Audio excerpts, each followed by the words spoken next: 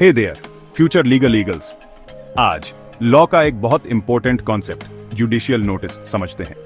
कभी सोचा है कि क्या कोर्ट को हर एक फैक्ट के लिए हमेशा प्रूफ चाहिए होता है?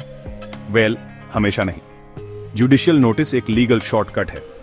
यह कोर्ट को कुछ फैक्ट्स को सही मानने देता है बिना किसी एविडेंस के भी। क्यों?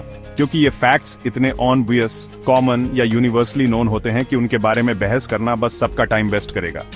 मैं आपको कुछ आसान एग्जांपल्स देता हूं। इंडिया का प्राइम मिनिस्टर कौन है?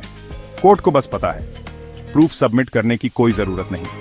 या कि 15 अगस्त इंडिया का इंडिपेंडेंस डे है, टोटली ऑब्वियस राइट? किसी लॉयर को यह प्रूव करने की जरूरत नहीं। यहां तक कि सूरज पूरब में उगता है, ऐसे फैक्ट्स का भी कोर्ट जुडिशियल नोटिस लेते हैं। तो जुडिशियल नोटिस क्यों यूज करते हैं?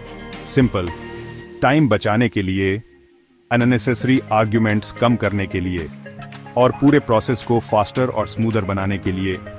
कोर्ट्स रियल डिस्प्यूट्स पर फोकस करते हैं, न कि यूनिवर्सली एक्सेप्टेड फैक्ट्स पर। अब इसका legal backing Indian evidence act 1872 इसे सेक्शंस 56 से 58 में कवर करता है। सेक्शन 56 कहता है, अगर कोर्ट खुद से किसी फैक्ट को एक्सेप्ट करता है तो आपको उसे प्रूव करने की जरूरत नहीं। सेक्शन 57 लिस्ट करता है कि कोर्ट्स किन चीजों का नोटिस ले सकते हैं, जैसे गवर्नमेंट नोटिफिकेशंस, सील्स, जियोग्राफी और भी बहुत कुछ। और सेक्शन 58 कहता है, अगर दोनों पार्टीज एक फैक्ट को एडमिट करते हैं तो उसे भी प्रूव करने की जरूरत नहीं। तो किस तरह के फैक्ट्स को जुडिशियल नोटिस मिलता है? जियोग्राफिकल फैक्ट्स, जैसे दिल्ली इंडिया की कैपिटल है। हिस्टोरिकल इवेंट्स, जैसे 1857 का रिवॉल्ट।